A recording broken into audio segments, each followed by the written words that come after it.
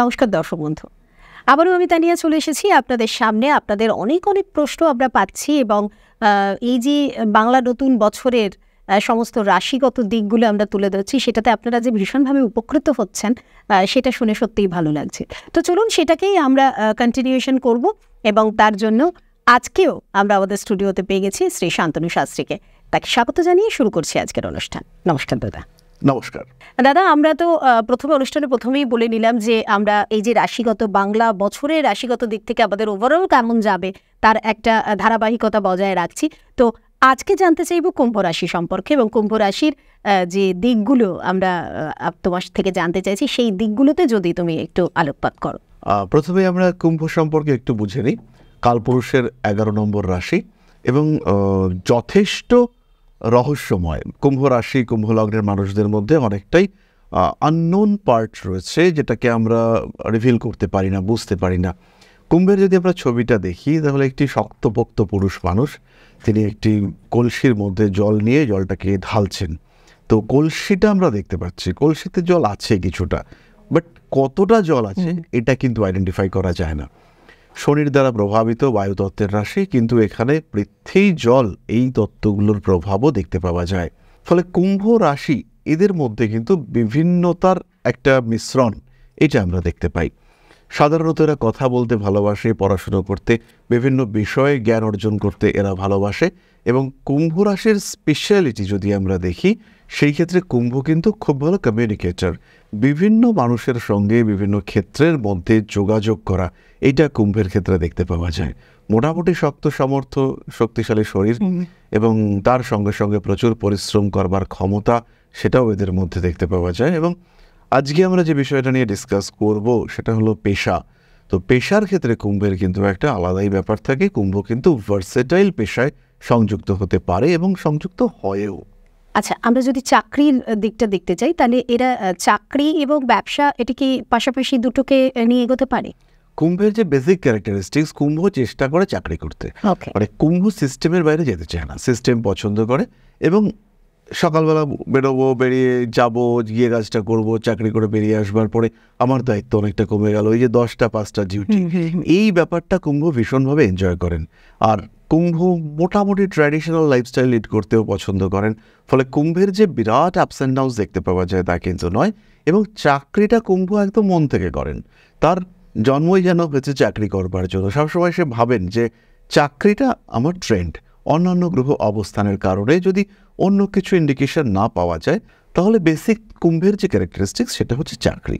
1432 নিয়ে আমরা যদি ভাবি, সেই ক্ষেত্রে কুম্ভের ওপর থেকে শনি বেরিয়ে যাচ্ছেন এবং 18ই মে কুম্ভে রাহুর প্রবেশ ঘটছে পঞ্চম ভাব অর্থাৎ মিথুনে। 14ই মে দেবগুরু বৃহস্পতি আসছেন, তিনি দ্বিতীয়পতি এবং একাদশপতি।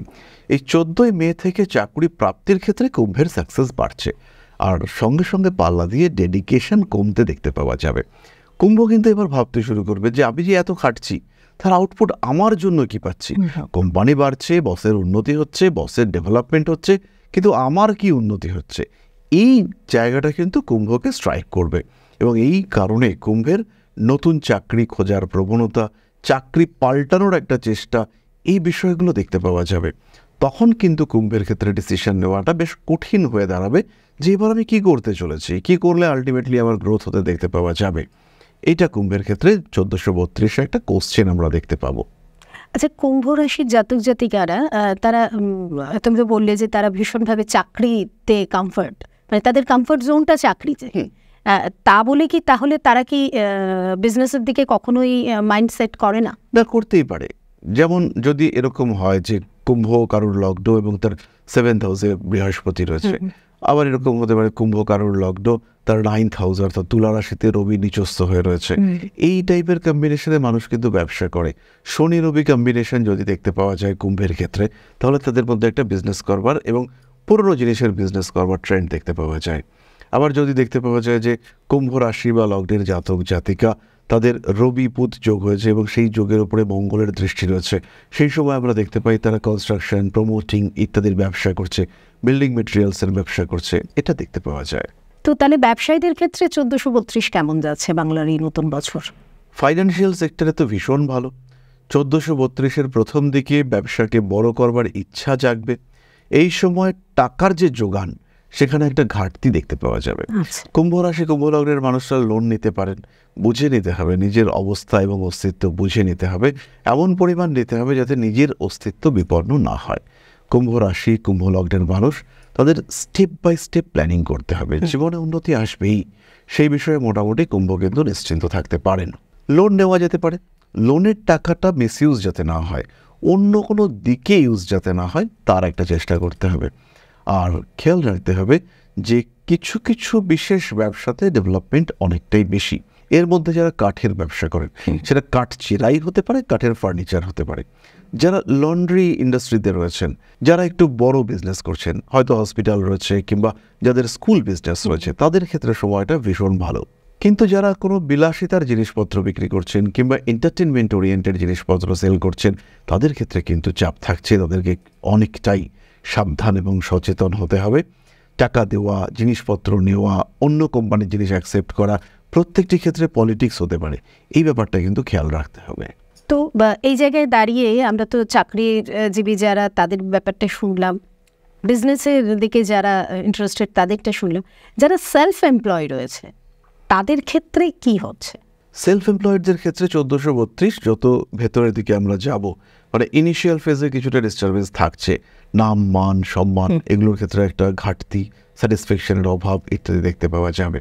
কিন্তু যত আমরা বছরের ভেতরের দিকে যাব তত কিন্তু তাদের ইমপ্রুভমেন্ট বাড়বে। স্পেশালি যারা মিউজিশিয়ান রয়েছেন, যারা গান করেন, গান লেখেন, তারা রয়েছেন, যারা ভোকাল কাজকর্মের সঙ্গে যুক্ত, তাদের গ্রোথ কিন্তু অনেক অনেক বেশি।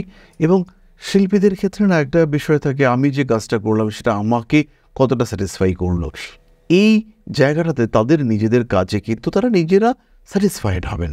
তারা যে বড় হবেন, আত্মসন্তুষ্টির পরিবর্তে আত্মসমালোচনা করে তারা বড় হতে চেষ্টা করবেন এবং নিজের যে ভুলগুলো আছে সেগুলোকে রেকটিফাই করে আরও বেটার প্রেজেন্টেশন, সেটা কিন্তু তাদের মাথার মধ্যে কাজ করবে। তাহলে এবার একটু জানবো যে এই যে ওভারঅল এই বাংলা নতুন যে বছর, এই বছরে কুম্ভ রাশির যারা জাতক জাতিকা রয়েছেন বা কুম্ভ লগ্নের যারা জাতক জাতিকা রয়েছেন, তাদের একটা ওভারঅল রেমেডি যদি আমরা শুনতে চাই তাহলে সেটা কি হতে পারে? কুম্ভের জন্য এই বছর কিন্তু রেমেডির রিকোয়ারমেন্ট রয়েছে। যেহেতু রাহু সেকেন্ড হাউস থেকে লগ্নে চলে আসছে, স্যাটার্ন সে সেকেন্ড হাউসে জলতত্ত্বে রয়েছে, ওয়াটার সাইনে স্যাটার্ন কিন্তু উইক থাকে, তো এর কারণে কুম্ভের কিন্তু রেমিডিয়াল সাপোর্টের দরকার রয়েছে। একটি বিষয় আমি শেয়ার করতে চাইব যে রেমিডি বিষয়টা কিন্তু ইজি নয়। আমি ভাগ্য পরিবর্তনের চেষ্টা করছি, আমার যে ভবিতব্য তাকে আমি ডিস্টার্ব করার চেষ্টা করছি, তাহলে তার জন্য কিন্তু প্রিপেয়ার্ড হতে হবে এবং প্রপার ওয়েতে রেমিডি ধারণ সেটা কিন্তু করবার চেষ্টা করতে হবে। যারা বিভিন্ন ধরনের রেমিডি ব্যবহার করতে চাইছেন এবং সমস্যা খুবই সাধারণ, তাদের ক্ষেত্রে আমি বলতে পারি এদের ক্ষেত্রে এরা ধারণ করতে পারেন একটি মেথিস্ট ব্রেসলেট, খুবই সস্তা, খুবই সহজলভ্য। তার সঙ্গে সঙ্গে শনির জন্য শ্বেত বেরেলা মূল ধারণ করা যেতে পারে। অপরাজিতা গাছের শিকড়, এটাও কিন্তু খুব ভালো। অনেক সময় আমরা দেখতে পাই যে শরীরে অ্যালার্জি কিংবা র্যাশেস, তার কারণে অপরাজিতার শিকড় কাজ করছে না, স্যুট করছে না, সেই ক্ষেত্রে তারা কিন্তু অবশ্যই ভূষাকালী দিয়ে একটা তিলক গ্রহণ করতে পারেন। কুম্ভ রাশি কুম্ভ লগ্নের মানুষরা এমেথিস্ট ব্রেসলেটের সঙ্গে সঙ্গে একটা করে সিট্রিন ব্রেসলেট অবশ্যই অ্যাড করবেন, ধারণ করবেন 8 মুখী রুদ্রাক্ষ। সেই ক্ষেত্রে তাদের জীবনের যে বাধা বিপত্তি সমস্যা প্রবলেমস রয়েছে সেগুলো থেকে বেশ সহজভাবে তারা কিন্তু বেরিয়ে যেতে পারবেন। তো এই সেলফ এমপ্লয়েড যারা রয়েছে তাদের মধ্যে এমন কিছু পেশা থাকে যে পেশাগুলোর সাথে যুক্ত হতে গেলে কিছুটা হলেও আমাদের পড়াশোনার দিকে থাকতে হয়, মানে সেই বিষয়গুলো সম্পর্কে আমাদের ওয়াকিবল হতে হয়। তো সেই জায়গায় দাঁড়িয়ে কুম্ভ রাশির জাতক জাতিকাদের কি এরকম ধরনের কোনো পেশায় উন্নতির জায়গা রয়েছে, প্রগ্রেসের জায়গা? কুম্ভ রাশির মানুষদের ক্ষেত্রে শনি যেহেতু এদের অধিপতি, একটা খুব প্রচলিত সেলফ প্রফেশন রয়েছে, সেটা হচ্ছে অ্যাস্ট্রোলজি প্র্যাকটিসিং। কুম্ভের স্পিরিচুয়াল সেন্স বেশি, কুম্ভকে বলা হয় শনির জন্য এটা আরাম স্থান। এখানে শনিদেব তিনি ভীষণ কমফর্ট ফিল করেন। তো কুম্ভ রাশিতে যখন মানুষ থাকবেন, অর্থাৎ যাদের কুম্ভ রাশি কুম্ভ লগ্ন হবে, তারা কিন্তু এই অ্যাস্ট্রোলজি প্রফেশনটাকে অ্যাকসেপ্ট করতে পারেন।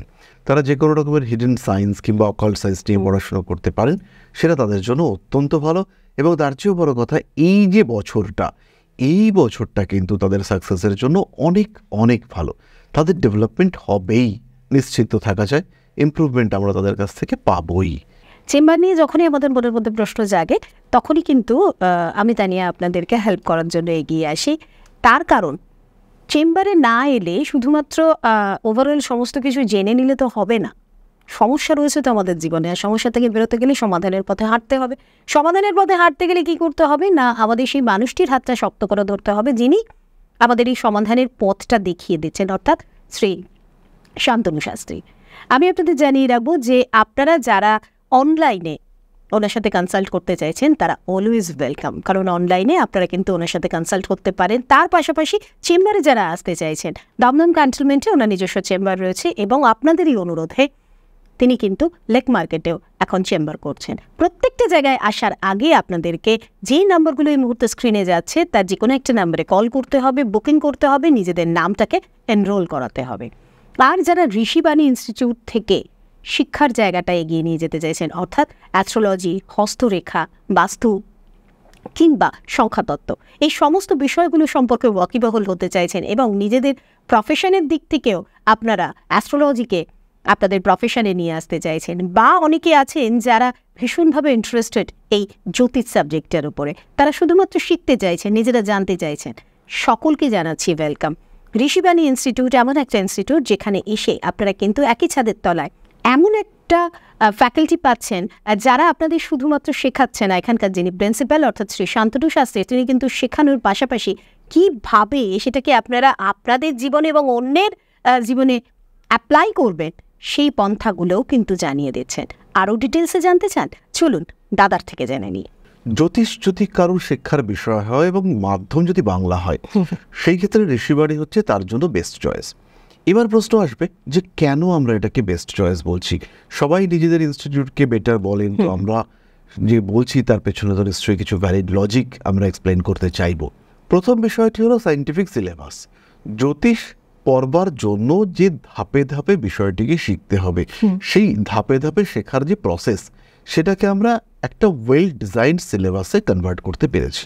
নেক্সট হচ্ছে পড়ানোর যে প্রসেস, একই সঙ্গে শুধুমাত্র বৈদিক জ্যোতিষ নয়, অ্যাডভান্সড মডার্নাইজড অ্যাস্ট্রোলজি, তার সাথে সাথে হস্তরেখাবিদ্যা, সংখ্যাতত্ত্ব, বাস্তুশাস্ত্র, সবকটা বিষয় কিন্তু আমরা শেখাচ্ছি।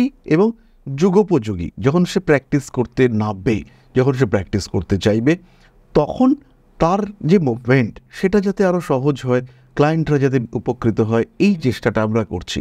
বহু জায়গা রয়েছে, বহু ছেলেমেয়েরা আসে, এসে বলে স্যার জ্যোতিষ তো শিখেছি 6 মাস বা 1 বছর ধরে, কিন্তু কোনো প্রেডিকশান করতে পারি না, কনফিডেন্স পাই না। তো কেন প্রেডিকশান করতে পারে না? কারণ তাদেরকে যে শেখানো হচ্ছে বিভিন্ন স্টেপ বাই স্টেপে সেটা প্রপার নয়। আমাদেরকে যদি কাউকে প্রথমেই বলা হয় যে তুমি প্রেডিকশন করবে, জন্মকুণ্ডলী দেখবে, নক্ষত্র দেখবে, নবাংশ দেখবে, বক্রী গ্রহ দেখবে, বিভিন্ন যোগ দেখবে, কালসর্প আছে কিনা, কেমদ্রুম আছে কিনা, শকট যোগ আছে কিনা, এইগুলো দেখবে, কিংবা ভালো যোগ যেমন পঞ্চমহাপুরুষ যোগ ইত্যাদি রয়েছে কিনা, এগুলো দেখতে হবে। তারপরে তুমি নবাংশ দেখবে, তারপরে দশা দেখবে, দশার সঙ্গে সঙ্গে ট্রানজিট কুণ্ডলী দেখবে, সেই সঙ্গে গ্রহদের দৃষ্টি দেখবে। তাহলে একটা মানুষ যে নতুন শিখতে আসছে তিনি কিন্তু টোটালি গুলিয়ে যাবেন, কনফিউজড হয়ে যাবেন। সেখানে আমরা যেটা করেছি, 4টে স্টেপে ইনিশিয়াল ফেজে ভাগ করেছি। প্রথমে শুধু গ্রহ অবস্থানের উপরে বিচারটা হবে। গ্রহ অবস্থান সম্পর্কে বিচার যখন কমপ্লিট হবে, স্টুডেন্টরা যখন করতে পারছে, তারপরে আমরা ভাব অধিপতির রেসপেক্টে বিচার করবার চেষ্টা করব। তারপরে আমরা চিন্তা করব দৃষ্টি সম্পর্কে এবং লাস্টলি আমরা নক্ষত্রকে নিয়ে আসব। তার পরবর্তী সময়ে আমরা দশা, এফেক্টিভ প্ল্যানেটস, এগুলো বুঝবার চেষ্টা করব। এবং আমাদের যে চাহিদা জ্যোতিষ শিক্ষার প্রতি, সেটা হয়তো একটু স্লো বাট স্টেডি ডেভেলপমেন্ট, এইটা কিন্তু আমরা ঋষিবাণীতে পাবো। যারা ক্লাস করছেন তারা রেগুলার কমেন্ট করেন, যারা ক্লাস করছেন তারা হ্যাপি, এটা কিন্তু আমরা দেখলেই বুঝতে পারি।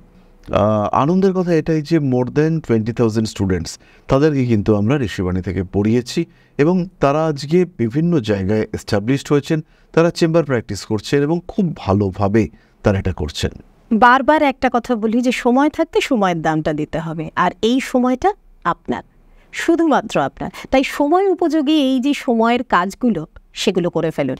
আর এই মুহূর্তে আপনার সবথেকে বড় কাজ হচ্ছে নিজেকে ভালো রাখা, নিজের পরিবারকে ভালো রাখা। ভালো রাখার জন্য যার হাতটা শক্ত করে ধরতে হবে তার নাম শ্রী শান্তনু শাস্ত্রী। আজকের মতো এখানেই শেষ করছি।